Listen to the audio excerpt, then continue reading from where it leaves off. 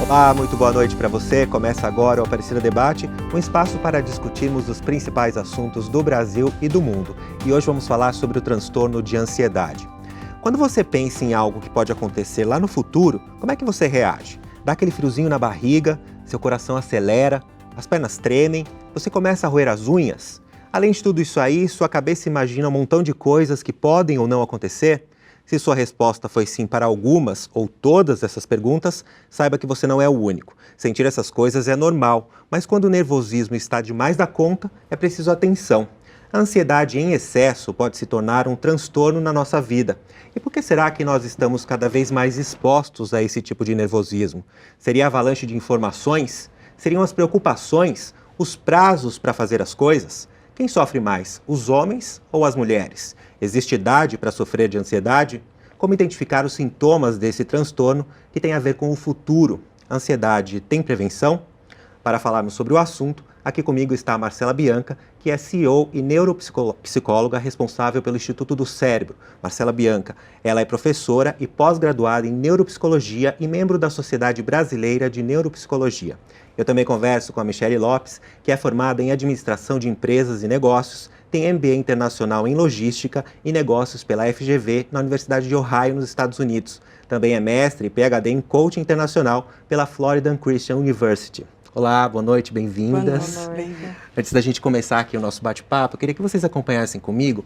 O Felipe Melo, nosso repórter, ele foi ouvir o depoimento de algumas pessoas e a gente vai começar ouvindo o depoimento da Márcia. Vamos acompanhar aqui. Crise eu nunca tive, mas eu já convivi. Como foi? Pessoas da família, difícil. Porque até você entender que a pessoa está tendo uma crise de ansiedade, leva um tempo. E sofre todo mundo, né? Sofre a gente e a pessoa que está passando pela situação. E quem está no entorno dessa pessoa entende de imediato, de que forma que essas pessoas entendem o que está acontecendo. Porque muitas vezes não é físico, não é um cansaço, né? É mental. Como é esse entendimento? Tem preconceito, exclui a pessoa? Tem, a gente não entende. A gente acha que é frescura, que a pessoa está, sabe? A gente acha isso, que é bobagem. Isso é coisa da cabeça dela. Sabe, que qualquer coisa, uma paradinha, se pensar um pouco já vai mudar a situação. Mas na verdade não é isso. E a pessoa que está passando pela ansiedade, ela não sabe explicar por que ela está sentindo, porque nem ela sabe, quanto mais quem está de fora. Como fazer para ajudar? Como foi no caso da senhora? Então, no meu caso, foi médico mesmo. A pessoa foi até o médico, explicou. E como a gente também tem acesso, graças a Deus agora, a gente tem que ter um acesso maior à mídia, à internet. Então a gente procurou e a gente entendeu que aquilo é uma doença que, eu acho que nem é a doença do século, ela sempre existiu. A vida inteira, porque o ser humano ele sempre tem as mesmas coisas. Só que hoje é mais divulgada, a gente tem uma mente mais aberta, a gente procura entender e ajudar. Marcela, eu quero começar com você. Primeiro comentar um pouquinho dessa sonora da Márcia e entender, o transtorno de ansiedade é uma doença? O transtorno de ansiedade é uma doença, é um transtorno de humor que causa uma agitação, alguns comportamentos ou sintomas psicossomáticos também, que pode não só ficar no pensamento, como ela disse, ter alguma preocupação, mas sim também essa questão de uma taquicardia, uma falta de ar, que o corpo também já começa a sentir esses sintomas. E quando ela fala ali que não, as pessoas demoram a perceber e a própria pessoa demora a perceber isso, precisa ir no médico, ela está correta? O diagnóstico quais são os sintomas? Então, porque normalmente a pessoa ela vai entrando nesse comportamento, nessa situação, nesses sintomas e tudo vai aumentando numa intensidade que ela não consegue ter o controle daquilo quando já é considerado um transtorno e faz com que esse comportamento, tudo isso fica um pouco fora de controle da própria pessoa e das pessoas que estão próximas. Então, o melhor sim, ter um autoconhecimento, eu falo que o autoconhecimento é inevitável, para conseguir identificar esses sintomas e também procurar uma ajuda. Michele, hoje a gente vive numa sociedade imediatista, né? A gente recebe uma avalanche aí de informações, a gente tem um monte de preocupação, todo mundo, a gente tem prazo para fazer as coisas. Você acredita que isso também sejam gatilhos para o transtorno de ansiedade? Sim, com certeza, porque o que acontece muitas vezes a pessoa ela não se sente no controle de algumas situações. Então, o excesso de preocupação com o futuro, com as cobranças que se exigem da pessoa, né, o medo de não conseguir atender as expectativas. Então, essa situação faz com que a pessoa comece a pensar num monte de coisas que talvez não sejam nem realidades. Ela cria um mundo paralelo na sua mente, onde ela começa a ter comportamentos totalmente divergentes daquilo que de fato ela quer, né? E, obviamente, o resultado acaba sendo de acordo com com o que ela está acreditando.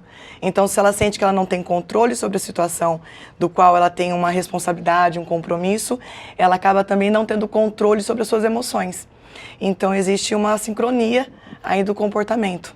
E existem graus de ansiedade? Ah, sim. Quando a gente fala já em uma doença, em um transtorno de ansiedade, a gente nota o que é um pouco mais leve, onde a pessoa consegue lidar um pouco mais com as situações do dia a dia. E o grau mais grave é aquela que precisa uma alta dosagem de medicamento, às vezes até algum tipo de internação pode levar. Eu quero que vocês acompanhem também comigo. Tem um outro depoimento que o repórter Felipe Melo foi ouvir, que é de um rapaz, e ele fala que ele começou muito cedo a sentir essa ansiedade toda. O nome dele é Adriel. Vamos acompanhar aqui no telão, daí a gente volta com essa discussão. Vamos lá.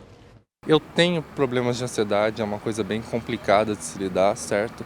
E foge um pouco dos problemas comuns, realmente, algo bem difícil de lidar. E você identificou ou foi diagnosticado com essa ansiedade quando? Foi nesse ano, na verdade é algo que eu já carrego de anos, porém eu tive uma crise, onde o peito começa a bater forte, você não consegue dormir. Eu achei que era um problema físico mesmo, achei que era uma doença física, até que o médico ele falou, olha, não é um problema que eu vou resolver para você, quem vai resolver é a psicóloga. Daí eu acabei indo para lá e ela me diagnosticou, né, com ansiedade e entre outros problemas psicológicos. E você conseguiu, durante esse tempo de psicoterapia, identificar alguns motivos que te levaram a essas crises? Sim, principalmente a pressão social que existe. Na verdade, o jovem hoje em dia ele é muito pressionado pela sociedade para conseguir um trabalho rápido, para conseguir se formar, sair de casa. E o meu caso não foi diferente em relação à família, onde é uma pressão para que eu consiga crescer rápido, entendeu? E por esse motivo hoje eu estou aqui procurando uma atividade, alguma coisa para me fazer. E, enfim, é algo que eu estou tentando controlar com o tempo, eu já identifiquei o que causa, só preciso agora identificar o que vai me ajudar. O transtorno de ansiedade, ele atinge mais jovens, mais idosos, mais os adultos?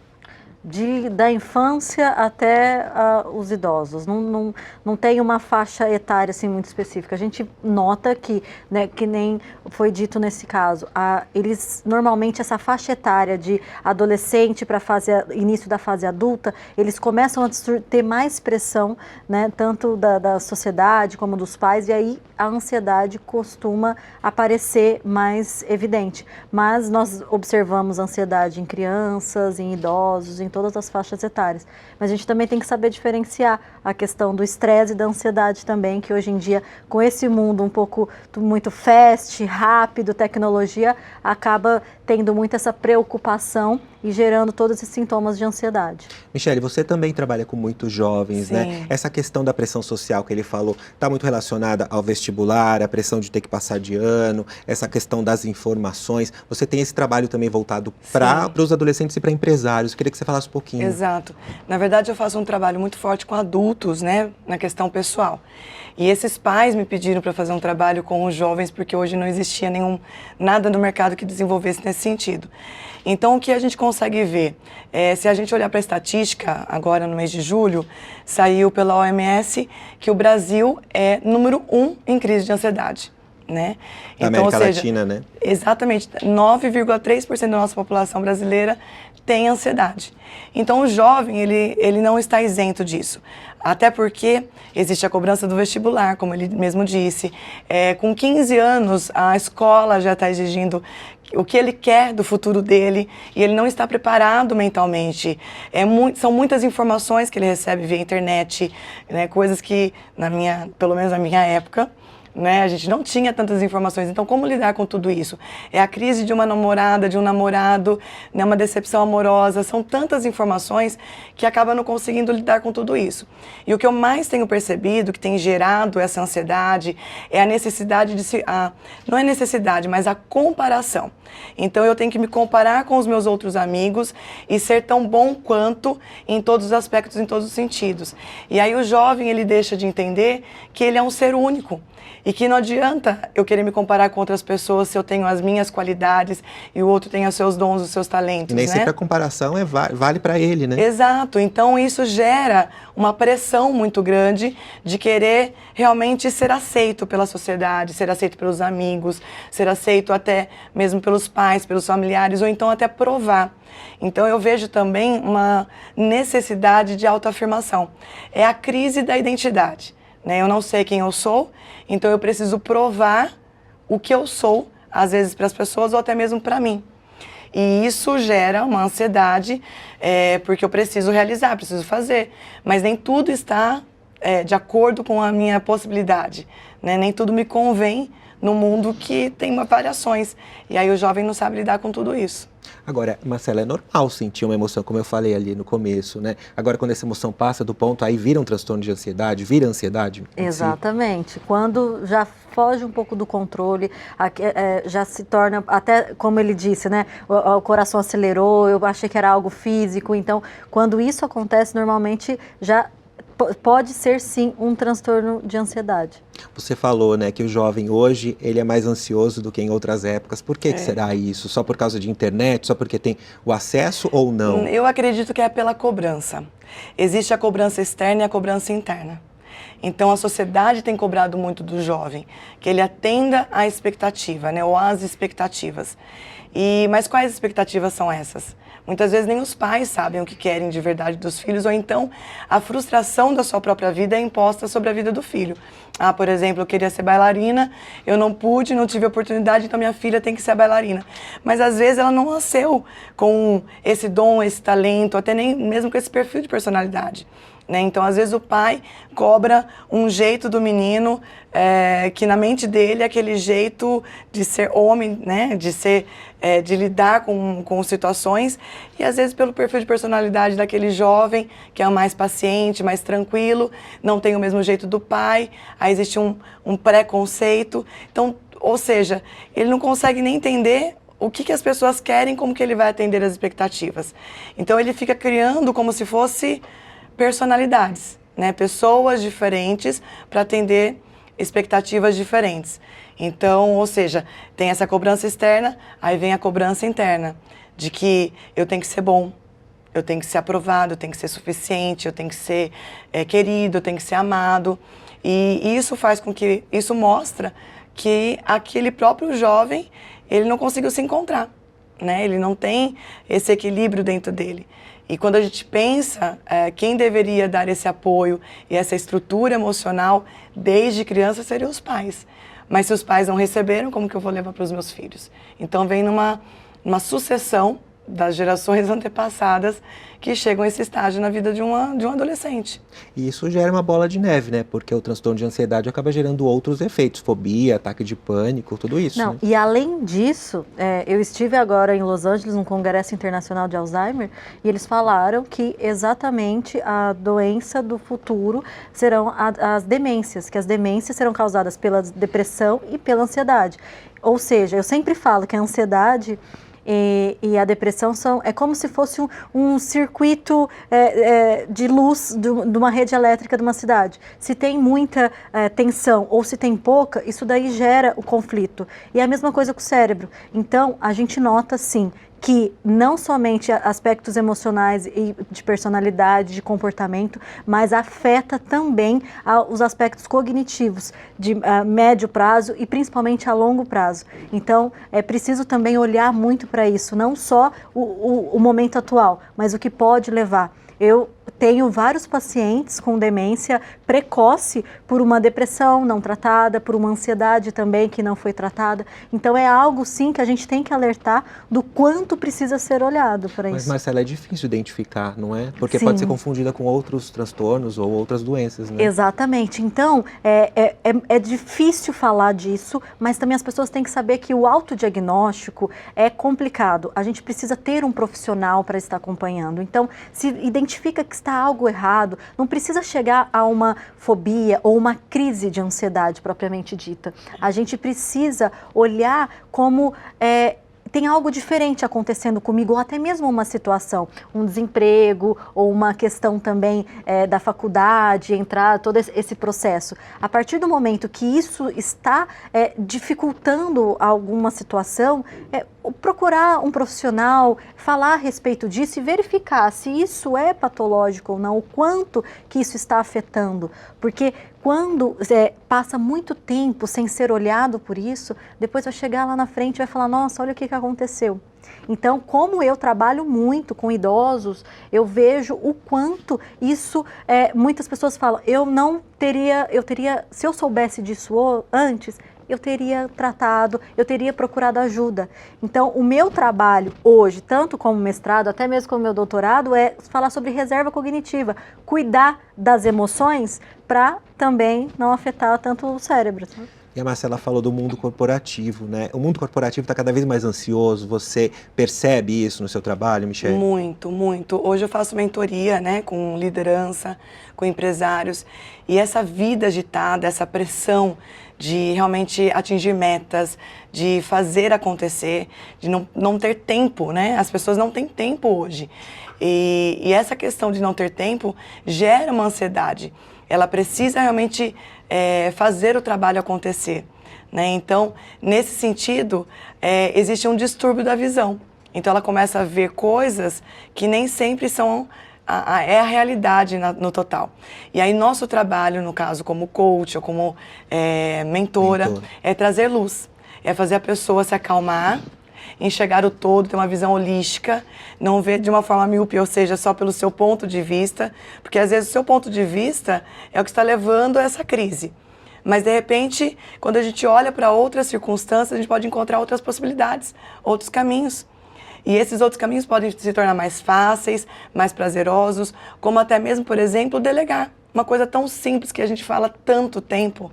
E aquela necessidade de concentração, de que só eu sou bom, só eu consigo fazer, vai acumulando uma sobrecarga onde ela não consegue dar conta de tudo, né?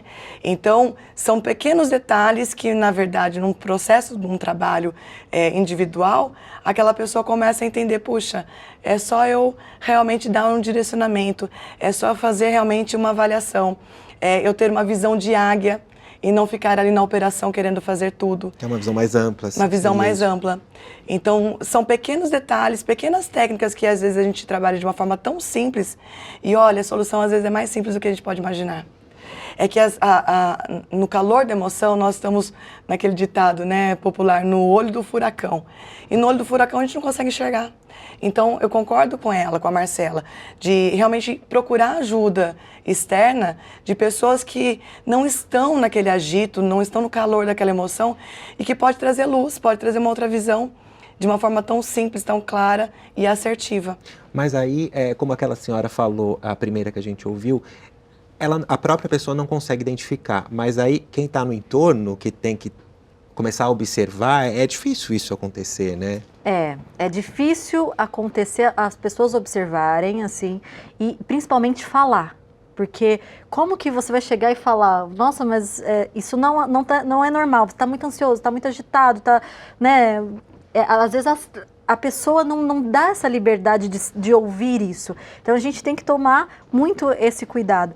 E quando as pessoas não fazem o trabalho, por exemplo, de autoconhecimento, de olhar como ela disse que ela faz, aí chega para mim essas pessoas também e falam, eu estou com problema de memória, eu estou esquecendo. Aí já é aquilo que você vai olhar o passado e Daí já não são os foi efeitos, olhado, né? são os efeitos de onde surge. Então, por isso que é muito importante tanto o trabalho, tanto a psicoterapia como o trabalho de mentoria que a Michelle realiza, né, de mentoria e tudo, para ter esse autoconhecimento, para ter esse olhar bem minucioso e não deixar chegar ao ponto de não lembrar. Porque é uma queixa que muitas pessoas chegam na clínica, não estou conseguindo lembrar, estou perdendo compromisso, esqueci de retornar a ligação, perdi prazo, metas. Então, aonde pode chegar nesse mundo corporativo que eu também recebo muito na clínica. E é esse tipo de toque, vamos dizer assim, esse tipo de trabalho que você faz com os seus pacientes também, com seus Exato, clientes? eu vejo assim, a Marcela, ela já trabalha com o caso já acontecendo, né? O meu trabalho é muito preventivo, ou seja, está quase ou prestes a acontecer, está, né, no início, mas a gente consegue desenvolver um trabalho onde ela se acalma. Por exemplo, eu tenho uma cliente, enquanto ela estava falando, eu estava lembrando de uma cliente onde ela é uma empresária e ela muito linda, uma moça linda, linda, magra, muito bem vestida, né? E você olha para ela, você não diz o que ela tem, mas conversando, falando sobre metas, falando sobre estratégia de negócio, falando do dia a dia dela, da turbulência de coisas que ela tem hoje, de fato, um transtorno de ansiedade, né? Agora nem tanto porque a gente vem trabalhando, mas ao ponto de, por exemplo, realmente ter uma situação psicossomática. Ela não conseguia comer. E o fato dela estar magra, não é porque ela queria ser bonita e estar na sociedade, né, num padrão bonito. Não, era realmente uma condição de não ter uma alimentação saudável e de não cuidar dela, ou seja, cuidar mais da empresa, dos negócios, do que da própria vida. Então, mas se a pessoa não está bem, como é que ela vai fazer o negócio ficar bem? Né?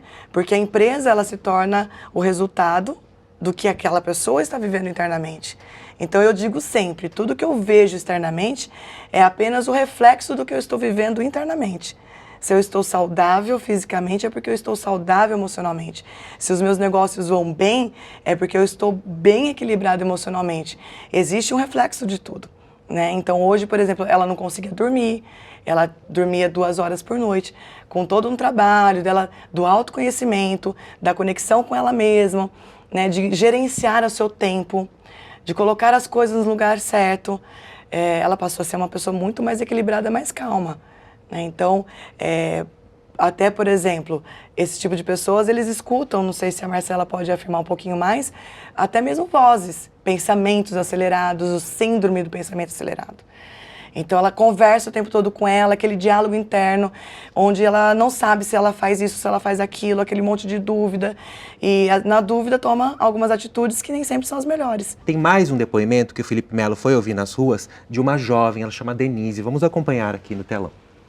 Faz, acho que uns 10 anos que eu faço terapia contra problemas de ansiedade, depressão, então tomo remédio. Você chega a tomar remédio, então? Isso, tomo. Nesses 10 anos? Isso não chegou a 10 anos, mas eu faço a terapia integrado com um tratamento com remédio. O que te levou? Você já conseguiu identificar o que te levou para essas crises? Não sei, acho que o estresse do dia a dia mesmo, questões relacionadas à família, não sei dizer exatamente. Você foi diagnosticada cedo, né? Ainda com 19, 20 anos. O que naquela época você acha que te levou? Pressão social, em cima do jovem? Sim, eu estava na época do pré-vestibular, estava prestando vestibular, então eu acho que isso contribuiu bastante, essa pressão do... Mas você acha que isso mudou as decisões que você estava para tomar naquele momento, de profissão, de estudos? As crises mudaram o seu caminho ou não? Você conseguiu segurar e continuar com seus objetivos? Creio que sim. Acho que sempre muda, porque bate uma insegurança, né? A ansiedade dá uma insegurança, então às vezes segura um pouco, querer sair de casa e aí você acaba ficando, você não se arrisca tanto por conta desse medo. Como foi naquele momento para você? Você se afastou das pessoas, você tinha dificuldade de se relacionar? O que apareceu ali fisicamente de problema para você? Sim, eu tinha as crises de ansiedade, me dava falta de ar, me dava enjoo, eu tinha crise de pânico mesmo, então procurava ficar mais em casa, procurava mais o apoio da minha família, da minha mãe, então acho que isso me levou a afastar um pouco do convívio social, sim. Começar com você. Queria que você falasse um pouquinho desse caso da Denise, e isso acaba afetando no futuro, né? Ela tinha 19 anos quando ela começou a perceber que ela estava passando por todo esse tipo de transtorno, mas ela não sabia o que era, e ela precisou tomar remédio. O remédio é uma das formas de tratamento? Sim, sim. O remédio é uma das formas de tratamento, principalmente de tratamento para diminuir os sintomas imediatamente. E como ela mesma faz o acompanhamento psicoterápico, que eu sempre falo que ele tem um efeito de médio a longo prazo. Então, no caso dela, que ela estava muito ansiosa, estava tendo esses sintomas psicossomatizando, o corpo já estava sentindo. Então, seria ideal, sim, a entrada do medicamento e o acompanhamento psicoterápico, mas lembrando que precisa se passar por um médico, um profissional, para verificar a necessidade do medicamento ou não, mas no caso da psicoterapia é inevitável para os casos de ansiedade. E você também recebe pacientes que negam que estejam com transtorno de ansiedade? Sim, sem dúvida. É muito difícil. Tem aqueles pacientes que chegam, eu tenho um transtorno de ansiedade e já se autodiagnosticam, e tem aqueles que você dá o diagnóstico, fala sobre e negam. Fala que não tenho, passo longe disso, é um estresse, é alguma coisa. Então, é muito comum. E quando tem essa negação, é mais complicado, porque aí a gente não consegue fazer um trabalho, não é? Então, a gente nota o quanto é difícil a aceitação de um transtorno, tanto uma ansiedade, até mesmo uma depressão, né? Acha que é uma angústia. Então, esses transtornos relacionados ao humor é um pouco delicado, assim, para aceitar o paciente, aceitar propriamente dito, e já tem aqueles que já têm o diagnóstico fechado por eles mesmos, né? Você também recebe clientes que negam que estejam passando por esse tipo de problema? Na verdade, assim, os meus clientes às vezes nem sabem que estão vivendo esse tipo de situação. Então, o nosso principal trabalho é identificar exatamente o que está acontecendo. Então, eu chamo de ponto de partida, né? O nosso primeiro contato com o cliente é entender e mapear, fazer uma anamnese, entender exatamente tudo que ele está vivendo. Eu digo que tem uma linha do tempo.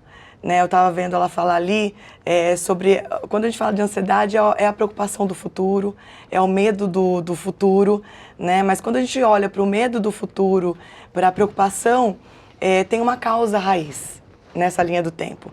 Se a gente vai lá para o ponto de origem, a gente vai lá atrás e buscar informações do que aconteceu no histórico dessa pessoa, a gente vai entender talvez um trauma, talvez uma convivência, uma interpretação sobre fatos que ela trouxe, que faz ela ter alguns starts nesse momento presente. E ela não consegue enxergar. Então, o nosso trabalho é trazer essa clareza, trazer esse entendimento, através muitas vezes até de perguntas que são técnicas, onde ela mesma vai respondendo e ela começa, nossa, é verdade, faz sentido isso. E quando a gente vai então para aquilo que ela quer, mas a gente volta para aquilo que aconteceu, então ela percebe que na verdade não é o medo do futuro, é o medo de acontecer repetir o que aconteceu no passado. Então, para que a gente possa conseguir levar essa pessoa adiante, para essa mudança de vida, nós precisamos ressignificar aquilo que aconteceu. Mudar não tem como, né? Mas a gente pode olhar com outros olhos as mesmas circunstâncias do passado, porque isso vai gerar paz, vai gerar um novo entendimento, um equilíbrio emocional e uma saúde mental para conseguir realmente falar, não, daqui para frente eu preciso agir assim. E ela mesma vai começar a dar os seus próprios comandos. Então cria uma certa independência no sentido de descobrir qual é o caminho correto para ela, né? E é nessa hora que você faz aquele trabalho do mindset, que é mudar aquela chavinha, Sim, mudar aquela forma de pensamento, é aí? Exatamente. O mindset é nada mais do que isso. É mudar a forma de ver as coisas, né? É de interpretar as situações. E aí, obviamente, uma nova visão, um novo comportamento. Eu digo que toda ação gera uma reação. Então, às vezes eu tenho tido ações e o mundo, seja pessoas, sejam circunstâncias, estão correspondendo com essas ações. Mas a partir do momento que eu começo a tomar outras atitudes, novas reações virão para o meu favor, né? Então, é aquele ditado antigo, que inclusive é bíblico, né? O que se planta, colhe. E é verdade, se eu planto amor, eu vou colher amor. Se eu planto ódio, raiva, eu vou colher ódio, raiva. Então, o que eu estou plantando hoje? Mas eu estou plantando por quê? Será que tem um fruto lá atrás que ficou uma marquinha e precisa ser realmente ressignificada e trabalhada? Agora, por que as mulheres são acometidas ao transtorno 2 vezes mais que os homens? Existe alguma explicação? Qual é a explicação?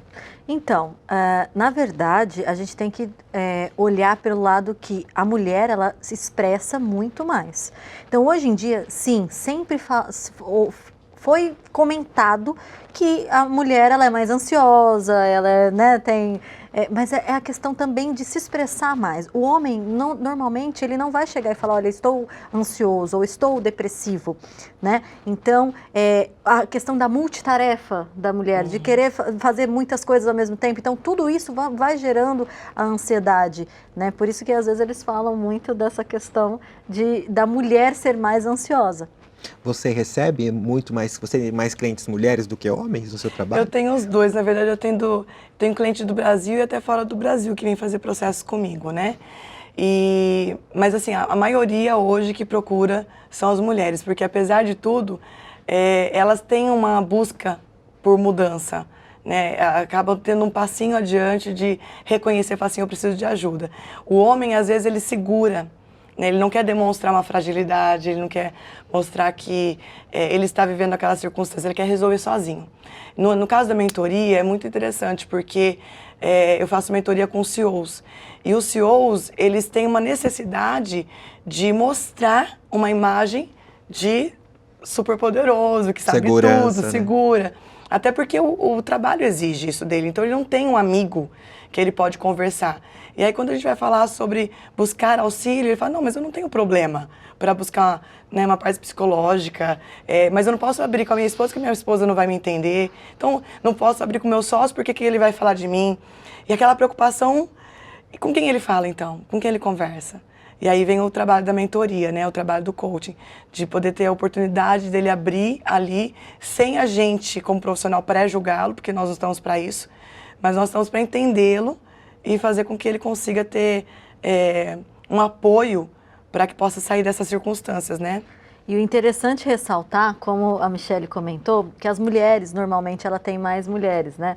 E o interessante que chega na clínica, porque a partir do momento em que eles não tratam essa ansiedade, eles chegam com a queixa cognitiva, desatenção ou uma dificuldade de memorização. E normalmente a fase adulta chega muitos homens na clínica, porque são aqueles que normalmente não fazem o acompanhamento, o tratamento. E aí os idosos, sim, aí são mais mulheres, porque aí os homens já se negam a aceitar um possível esquecimento, uma possível demência. Então, olha que interessante, né? A gente linkar o quanto, às vezes, a mulher procura um tratamento, um acompanhamento, e não chega tanto, para mim, na fase adulta, mulheres para fazer a avaliação neuropsicológica para verificar como o cérebro está funcionando. Porque eu ia até te perguntar isso, que é meio contraditório, né? Se o homem ele é mais fechado e a mulher ela é mais expansiva e fala mais, ela deveria sofrer menos, né? Exatamente, mas só que ela busca ajuda e aí chega o homem assim, principalmente queixa de trabalho. Olha, estou esquecendo aquelas pessoas que sempre resolveram tudo, decidiram tudo e estou esquecendo, não lembro de nada. E aí nós verificamos que a ansiedade está muito alta. Porque eu sempre falo, a ansiedade impacta na atenção, que impacta na memória. Então sim, os sintomas ansiosos causam prejuízo nos aspectos cognitivos e no cérebro, né? A gente tem que olhar muito para isso, o quanto que precisa ter o acompanhamento também, né? Desse processo. E é interessante que posso Claro, uma claro. questãozinha aqui. A mulher, ela pode até falar, né? Mas a questão é falar sobre o quê?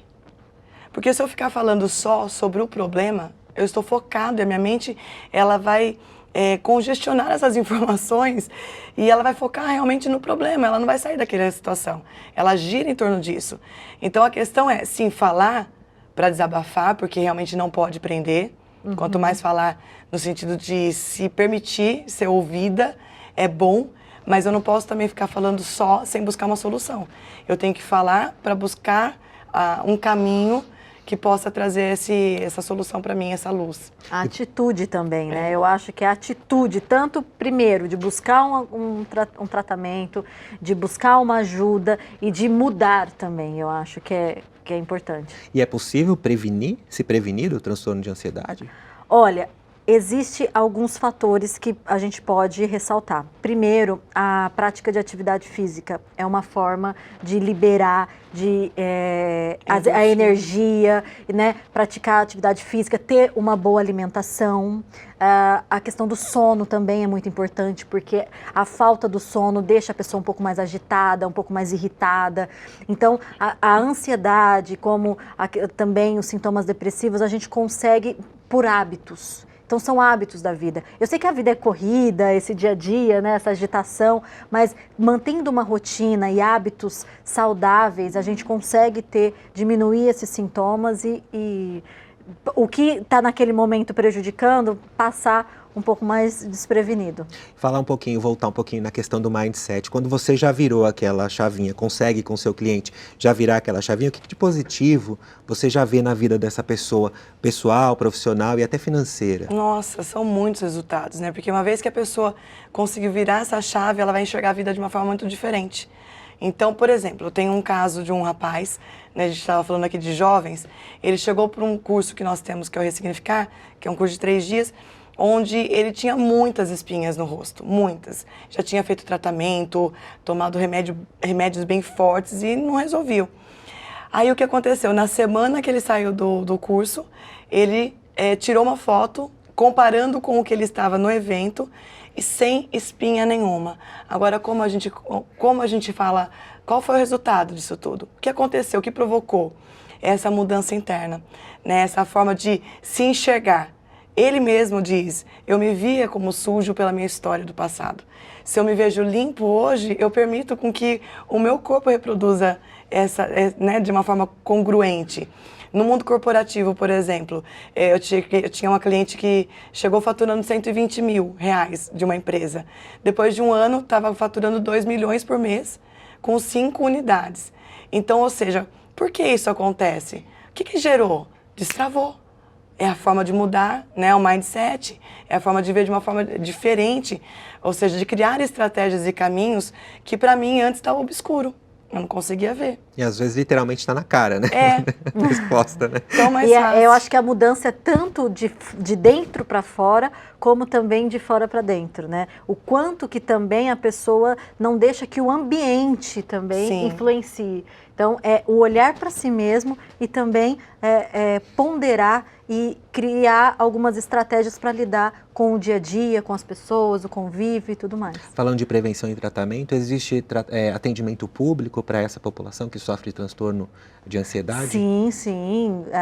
Nos postos de saúde existem psicólogos que acompanham e os psiquiatras que fazem todo o tratamento, acompanhamento medicamentoso. Isso a gente nota que está tendo uma base fortificada assim, dos atendimentos para oferecer ao público. Basta a pessoa aceitar procurar uma ajuda. Eu acho que é o primeiro passo. E quais são as ferramentas? Você pode falar de alguma técnica que você faz no seu trabalho com os seus clientes? A principal técnica que a gente utiliza são perguntas. Eu chamo de perguntas fortes e consistentes, porque não são qualquer perguntas. São perguntas direcionadas para aquilo que aquele cliente precisa, né, que são como flechas que acertam o alvo, onde ele consegue realmente entender o que estava acontecendo. Essa é uma das formas, né? Onde, com o passar do tempo, ele começa a se fazer perguntas, de tanto se autoavaliar. Mas não para aí, a gente tem muitas ferramentas, no caso, voltado para negócios, ferramentas de gestão, para liderança, né? Hoje mesmo eu tive com um super empresário que veio me procurar justamente porque ele não consegue lidar na liderança com as pessoas. Então, ou seja, tem técnicas hard skill, mas falta soft skill. E aí a gente tem ferramentas para trabalhar tanto hard skill, que é essa competência de conhecimento tradicional que vem de escola, faculdade, como soft skill, que é a competência de comportamento, de relacionamento, de extrair o melhor do outro, né? Então, causando muitas vezes não apenas uma pressão externa para obter o resultado, mas através de técnicas onde você vai falando na mente daquela pessoa, ela vai trazendo uma pressão interna de necessidade de aprovação.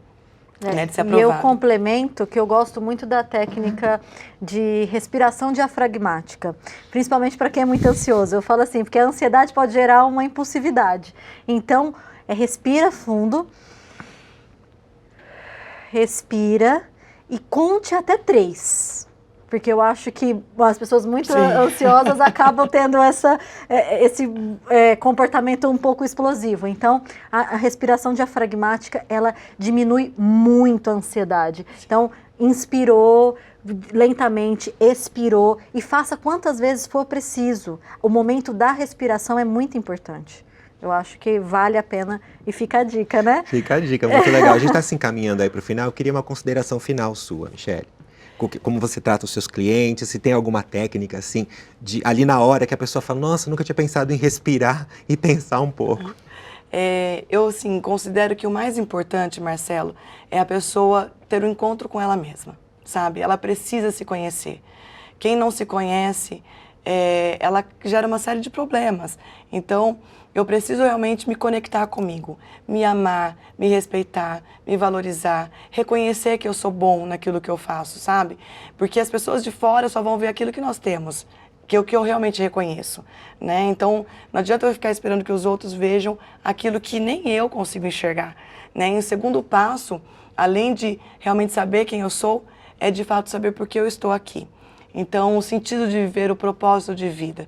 Se eu sei o porquê eu estou vivendo por tudo isso, o que esse passado está me proporcionando hoje para o meu futuro, isso me acalma, sabe? Me deixa realmente entender que nada é por acaso e que está tudo certo. E o que vale, né, sempre é procurar a ajuda de um especialista. Exatamente. E uma observação, não se comparar. As mídias sociais trazem toda essa ansiedade, esses transtornos. Então, não se compare, seja você sempre.